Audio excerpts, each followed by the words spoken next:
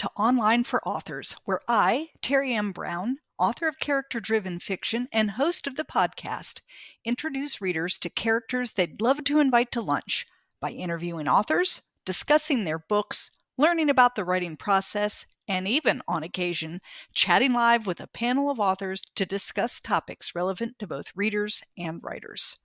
My guest today on the Online for Authors podcast is Catherine W. Ruhana, author of the book When the Fudge Trees Bloom. In my book review, I stated When the Fudge Trees Bloom is an amazing memoir. Catherine spent many years of her adult life in Saudi Arabia and Lebanon. However, the person she was when she left the U.S. as a young mother and wife to a Lebanese citizen, and the person she was when she entered Lebanon again when her son got married, were two very different women. I learned a lot about the unrest in the Middle East in the 70s and 80s. I also learned a lot about living life in the closed society of Saudi Arabia and family traditions in Lebanon. This memoir made me wonder how I would have handled the many wars, the political upheaval, the idea that women are second-class citizens, and simply the loneliness of being far from home. In the end, I fell in love with Lebanon, at least the Lebanon known to Catherine's family, the one not torn to shreds by war. I'd highly recommend this book.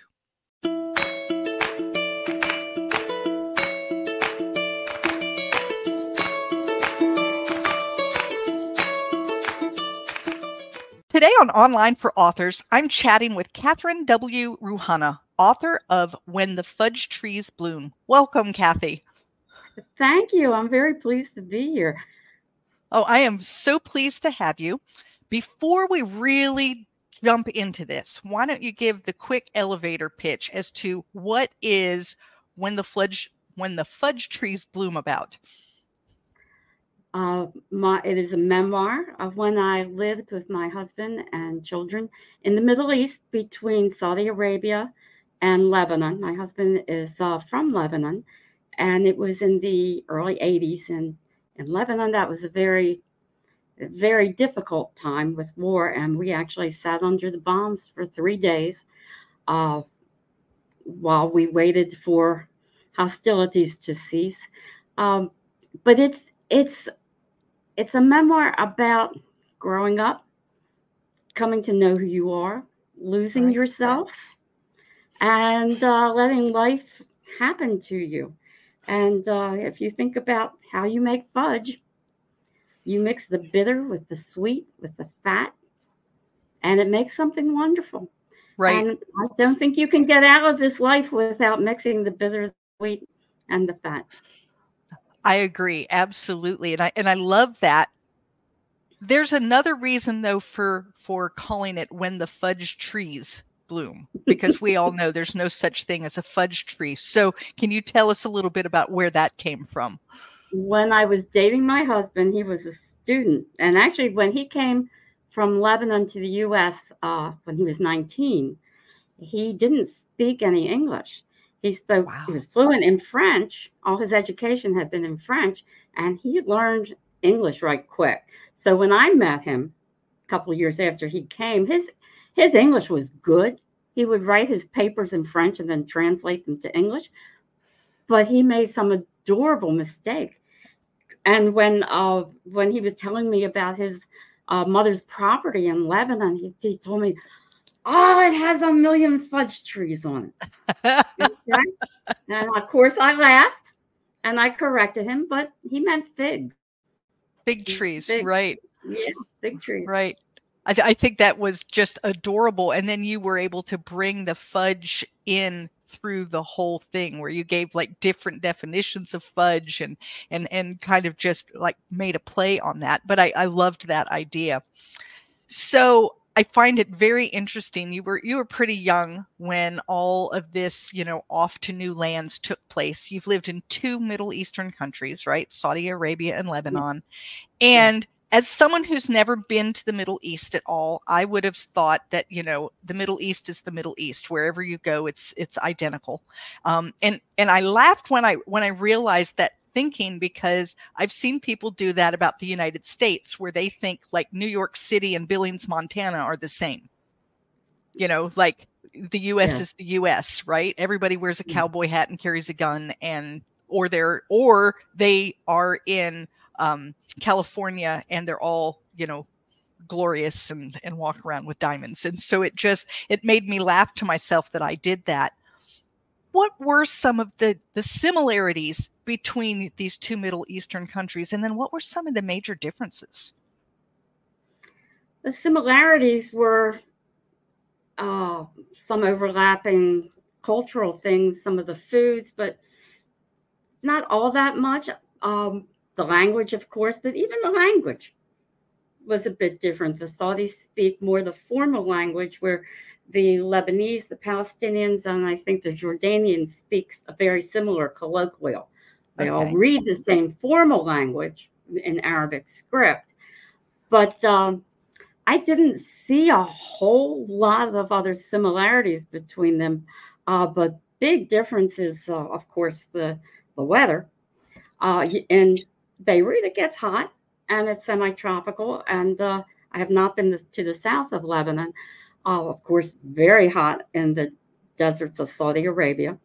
But Lebanon is lush and mountainous with just beautiful vistas where you can go not too far up the foothills from the Mediterranean, from Beirut, and look down the mountain over the Mediterranean.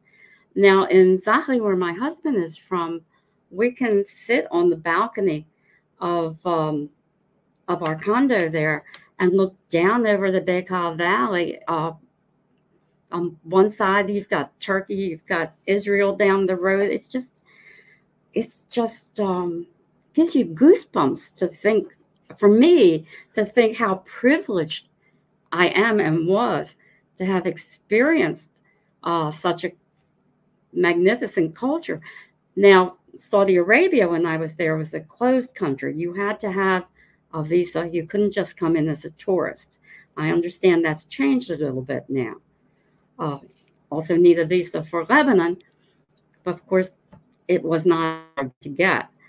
And of course, now it's not good. Right. I mean, and that seems to be what goes on with Lebanon is there's been, a lot of conflict, and then things will clear up for a while, and then there's more conflict, and then there's more clear and conflict and clear. And that seems just to be the way it's been for at least as long as I've been paying attention to the news. I think it's biblical, Terry. Yeah, I think so it goes too. back that far. And my family's from Poland originally, and my husband said to me, he said, Lebanon's like Poland. All the world powers just marched through it to confront each other.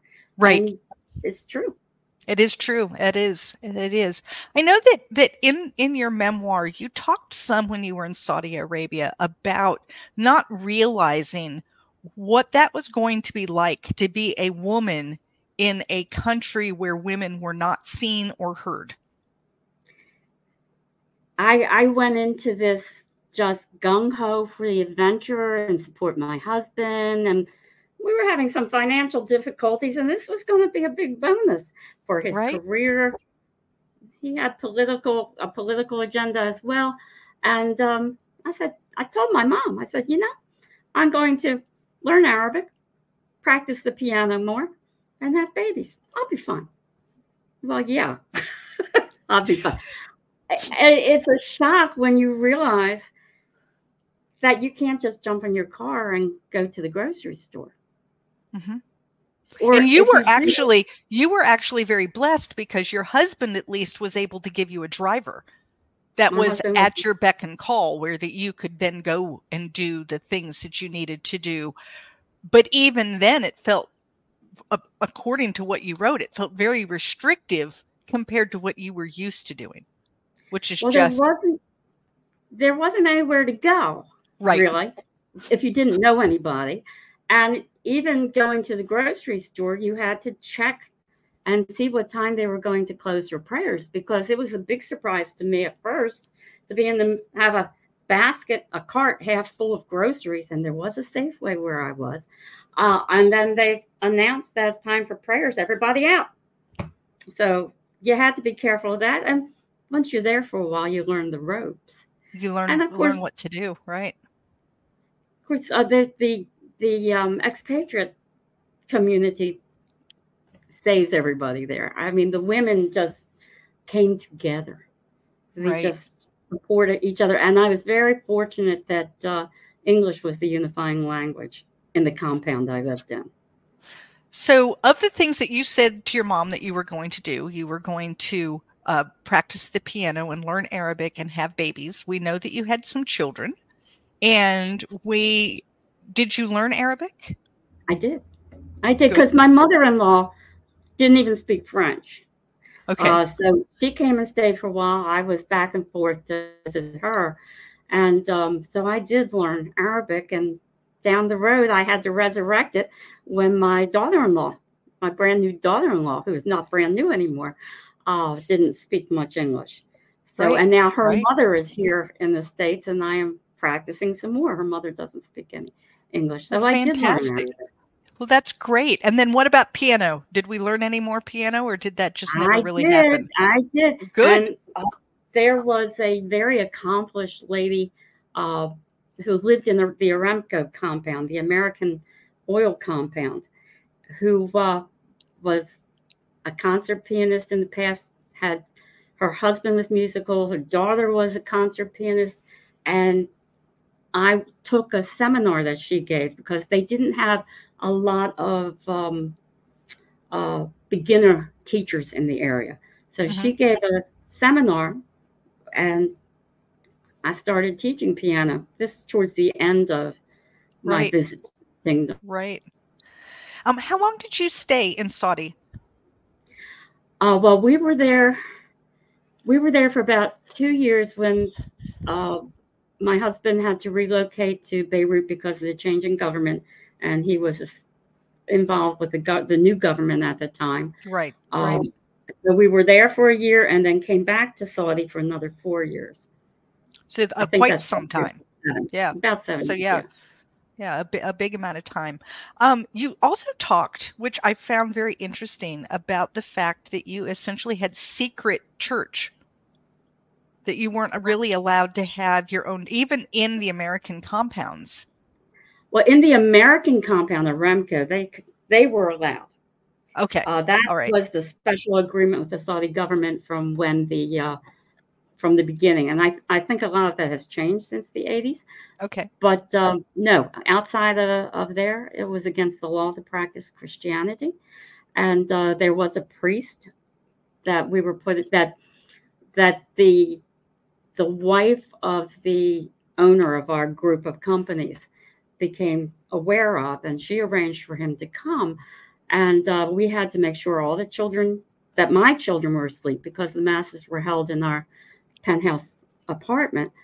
And everybody else, nobody could bring their children. Right, because children are too apt to say something. They might talk about it at school. Right, and not, right. And so the priest would come once a month. So he told us what would happen. It was going to be in English. He was an American, but the Lebanese ladies who were coming said that was not a problem. They knew the prayers by heart. And he consecrated, this was a Catholic service. Right. He consecrated enough hosts to last us for 4 sessions until he could come again. And I was the ecumenical Eucharistic minister at the time. I felt very honored.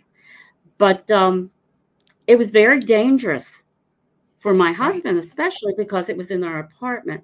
And we all would have faced the women deportation, the men corporal punishment and imprisonment, and the priest probably also. So he was in danger too. And he went up and down the area going. That's why he only came once a month.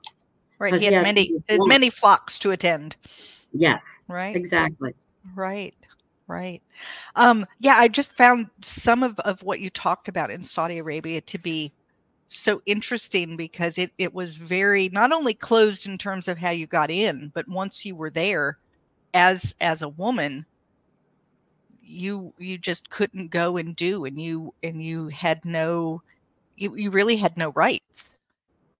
I didn't, but that was mitigated by the fact my husband didn't have a lot of rights either as an expatriate. And so I I needed a letter from him if I wanted to leave the city. Like I did go with a friend to Riyadh just to, to see something different. I needed to carry a letter from him, and my friend did also.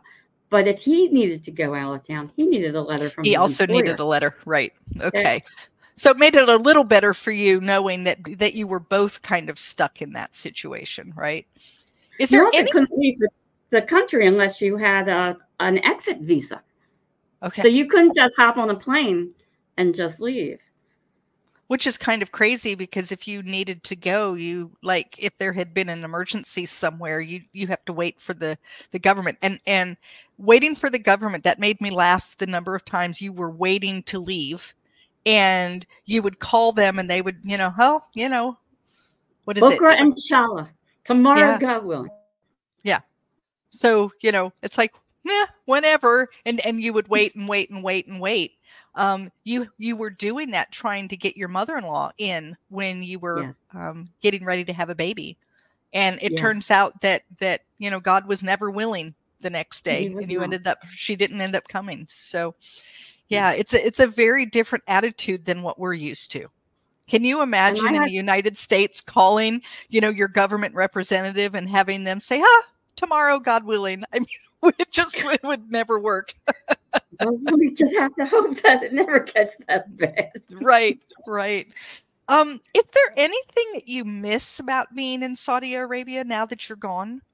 I miss the community of friends.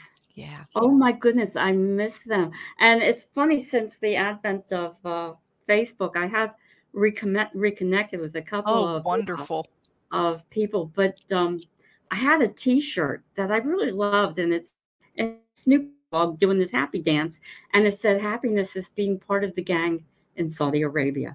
But it was true. I lived in a compound that had, I think, 13 different nationalities in it, and we all spoke English.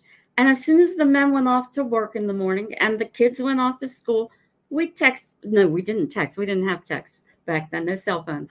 We would call, somebody would call and say, "Come over and have a coffee." And it turned into, oh, this one's home, she's going to come too, and bring the infants or the toddlers. Right. And it turned into a sewing session too. And we learned each other's cultures. We shared each other's stories and fears. And several of us were pregnant. And, when I was writing this book, I like to listen to folk songs while I was writing. It helped me, the nostalgia of it all. Right. And there's a Pete Seeger folk song, "Oh, had I a golden thread and a needle so fine." And I had never really listened to the words, but the second verse goes, if I had, "Oh, had I a golden thread and a needle so fine, I would sing of the courage of women giving birth." And that brought me to tears the first time I paid attention to it, because I thought of all those young women away from their moms, their families, their countries.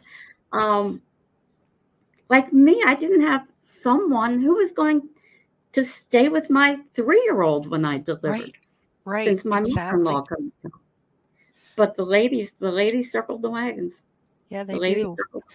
They do. It's interesting that you would say that. My mom went with my dad to Greece and was pregnant with me. So I was born in Athens, Greece.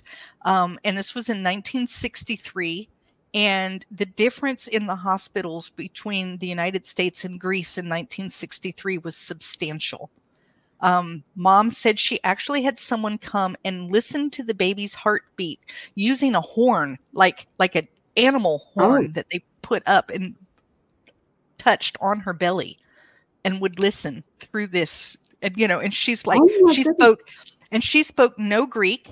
And the base that my dad was on was a joint base. So they didn't have a hospital. So I was actually born in a Greek hospital, not a military hospital.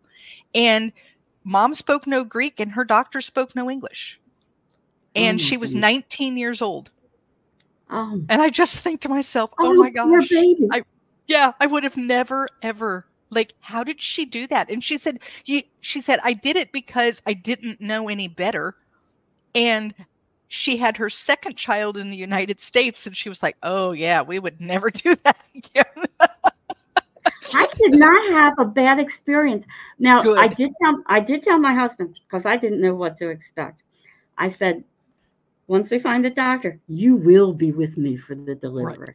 Right. So Right. we pick a doctor who says okay. And he found us really a good doctor, Egyptian, married to a British wife. He spoke very good English, educated in Great Britain somewhere.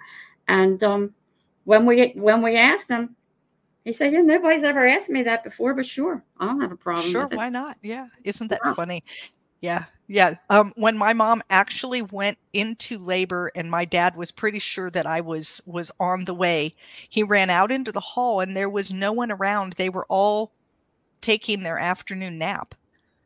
And Yeah. he couldn't find anyone, right? So he grabbed the first person he saw. It turns out it was a janitor. And the janitor came in and looked at my mom and then went and found someone. And yeah, it was. He said, "Yeah, she's pregnant." Yeah, well, looks like she's having a baby to me. I mean, and nobody's speaking any English. You know, my dad is like, you know, pointing to places, trying to get people to understand. So I can only imagine what that was like. But anyway, so we talked about a lot now about Saudi, but let's talk some about Lebanon. And what is it about Lebanon that you miss the most? Family. Yeah. I love my family in Lebanon.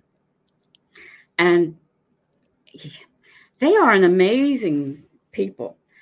So sophisticated, and the culture, the first time I went to Lebanon, of course, I think I say it in the book, I can't remember, but my husband, I didn't speak Arabic, and Paul was 3. He was little. He was my only child then. And my husband had coached me to say something to greet his mother, which I did, and said it very well to this in front of all these people who were out there to wait. And what he taught me to say was, "Hello, you bitch." So it is in the book. And I laughed and I thought, oh my gosh, that could have gone so wrong for her. He knew his mother. She knew he set me up. She laughed. The crowd laughed. It was great. And you know, I was something really special there that first time. Of course, yeah, blonde and blue-eyed. Right. The difficult part was that he hadn't been home in a while, and the countless number of people who came to see him meant that I was going cross-eyed, not understanding a word. Right, sitting there taking guests, smiling, and like, I just need to go lie down somewhere. Let me out of here. So my husband's sister-in-law, who is my friend, took me in hand and took care of me. She had learned English just so she could talk to me. Said, "Yeah, smart group of people, really nice." Yeah, you talk too about, like, you started really learning the Arabic with your mother-in-law in the kitchen. Yes, because I could not count on my husband to be around. He was busy going off with his brothers and seeing people. So I would sit in the kitchen and watch her and take copious notes. And she was a cook. I mean, that was her thing. And she wouldn't eat other people's food. She always took her own party. But I took notes and wrote down her recipes, and I still have them. And like I said, if my husband, who's a very good cook in his own right, says, no, you have to do it like this, I said, no. Your mother did it like this. See, I have it in writing. I have it all down. I took copious notes. I took notes. Right. So your time in Lebanon, you've been back and forth several times. Sometimes it has been really wonderful, and sometimes it's not been so wonderful. Let's talk a little bit about the sitting with the bombs and how scary and different that was compared to other times that you had been. So we moved back. We moved to Beirut, a suburb of Beirut, right, in late 1982. So we were there for Thanksgiving, and I was pregnant with my third son, Peter, who was delivered in January. My husband, the owner, the Lebanese owner of the group of businesses that he worked for, was named to be the Minister of Communications, I do believe, at the time, and brought Najib with him to troubleshoot and help. All the while, he kept one foot in the business in Saudi. So it's very hard on him. Right. And Pete was delivered in a maternity hospital in January, which was really nice. I have to say it was a good experience, not just because I was getting better at it. But everything kind of went south around Greek Easter. I think it was, I can't remember the date, maybe April, maybe late March, when some hostilities started. And the ladies in Saudi, the Lebanese ladies, had said, "Oh, you'll be fine where you're going. There's never been any trouble there. It's never been attacked." Until it was. And somebody did not knock on wood when they said that. That's. I think you're right. I think you're right. So Najib had been gone in Saudi Arabia for maybe a week or so, and he was coming back. I went with a driver because I didn't know my way around back then, to pick him up. And as we're coming, I could feel the tension. The driver, Ali, kept listening to the radio, changing channels. And then when Najib did come out, there was some hurried talk, and they hurried into the car. And then on the way down the road from the airport, I guess it may be a 20-minute ride, not even that, behind us, good deal behind us, but you could see mushroom clouds going up. And they kept going up, and he kept saying, "Yeah, it's not near us. Don't worry, it's not near us." Right. So my mother-in-law was with us because she had come to stay with me while he was gone. I had an infant and a 2-year-old and a 6-year-old. And she had prepared a feast. The boys were so excited. Their dad was back. I was too. He was my connection to the rest of the world. Right. And we were getting ready to sit down, and there was just an explosion outside the front of our house. We ended up sitting in the hallway. I was informed you're supposed to put as many walls between you and the direction of the missiles as you can. We had the baby with my mother-in-law in his bassinet in the bathroom because I put another one. We brought mattresses out the hallway, and my older 2 boys slept through the whole thing. But for basically 3 days, no electricity. My mother-in-law and my husband drank scotch sitting in the hallway, and I had some sherry and did my embroidery. They played cards, and you just pray. Isn't that so? Yeah, I can imagine. But it's so interesting the way you're talking about that. We're kind of waiting for, this is hurricane season, and I live on the coast. And so, when hurricanes are coming up the coast, it's the same kind of thing where you bring everything in, where your shelter is, where you go when it gets bad. And in the meantime, you just kind of wait and do things. And, maybe it's read a good book, or maybe, because what else do you do? I think that if you've not been in those kinds of situations, you assume that you just run around screaming, like they do in the movies, and everyone's falling apart. And the truth is that what you do is you pull together the plan that you have. And then if you have one, right, and you didn't, but you probably would now. I mean, you now know, this is what has to happen. And so you have your plan, and then you just work the plan. And part of that plan is sitting and doing your needlepoint, or, whatever it is that you do, especially if you don't have electricity. You wait. Yeah. We had gas lamps and candles. Right. And they did have, they were able to listen to the Voice of Lebanon for a while. I don't remember if that was a battery run radio that we had, but they did get that. So yeah, you wait. Yeah, you wait. That's crazy. And you believe that everything will be okay. So for a long time, you were living in the U.S. Your husband was living in Lebanon. Is that correct? That is correct. Is that still the truth? That is still. So with these current hostilities, I mean, it's miraculous now the way communication is. I can see him while I talk to him, and I can get him anytime. It was not like that back then. But yeah, it's tense. They're waiting. He's he's in a town called Zaha, and it's not that far from Baalbek, which has been under fire in the recent past. And there was, when the Israelis sent the drone that killed one of the Hezbollah higher ups recently. Mm-hmm. I read that he was one of the architects of the bombing of the American military barracks back in '83, which is right after we left. Right. But he's doing well, your husband. He's okay at the moment. At the moment, he's fine. Thank you. Good. Yeah, that was one of my questions. I just wanted to make sure he was good because I know the hostilities are crazy. What do you want readers to get from reading your memoir? What do you hope when they walk away that they say or they do or they feel?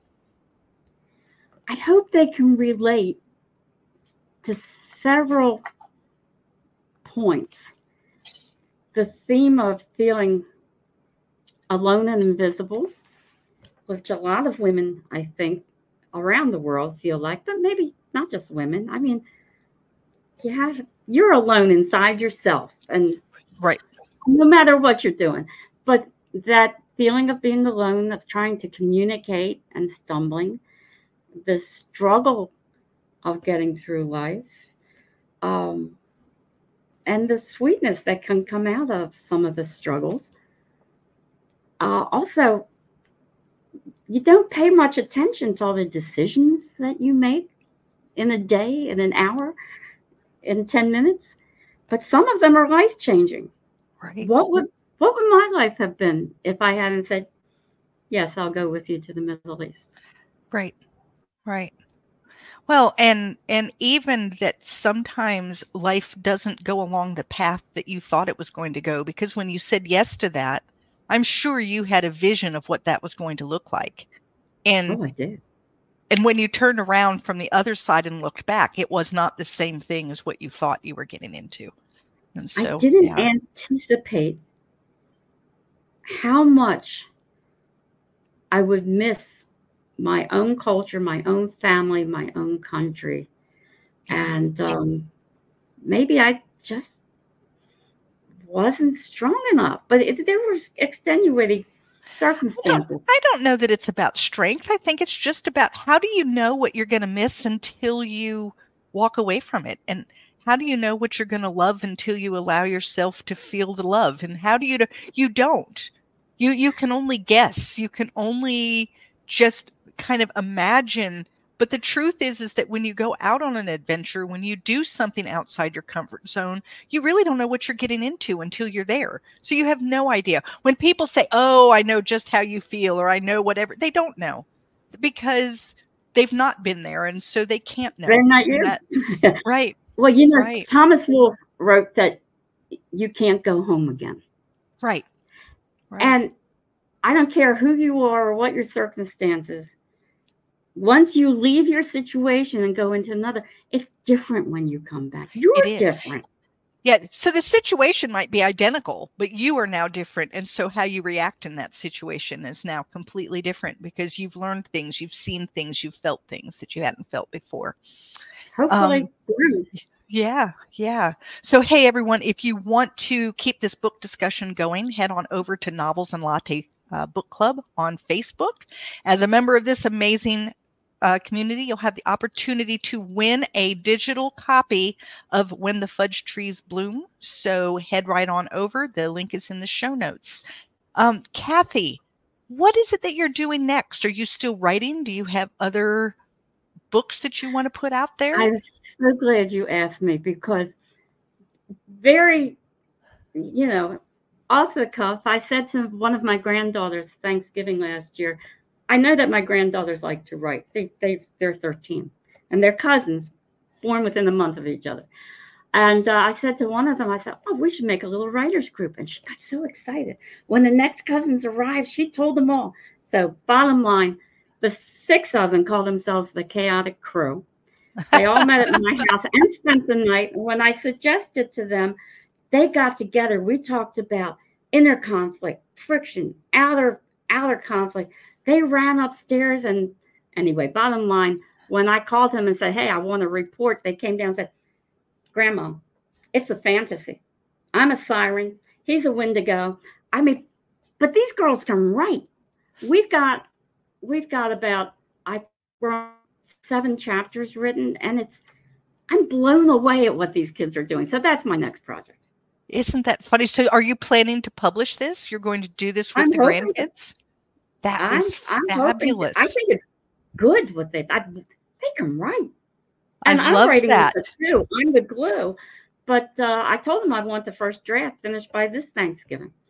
So isn't that amazing? Oh, well, we can't wait to hear that. So, we will be paying attention.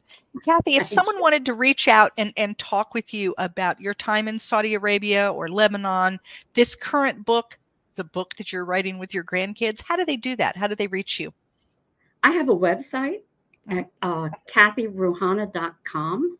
All right. And they could reach me. What if you want to reach out to Kathy? Everything that you'll need will be in the show notes. So just look down in the show notes. Kathy, I want to thank you so much for being with me today. This has been a wonderful chat. Everyone run right out and grab When the Fudge Trees Bloom. It is a fabulous book. It taught me a lot. It gave me a lot of good historical information that, as someone who didn't live there in that time, like a lot of those details just kind of fly over you. And instead you get a really in-depth look at what was going on in the 80s. So thank you so much, Kathy. Terry, thank you for having me. Thank you very much.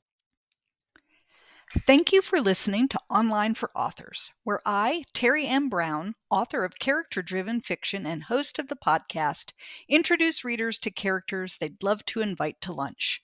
Tune in next Tuesday for another podcast episode.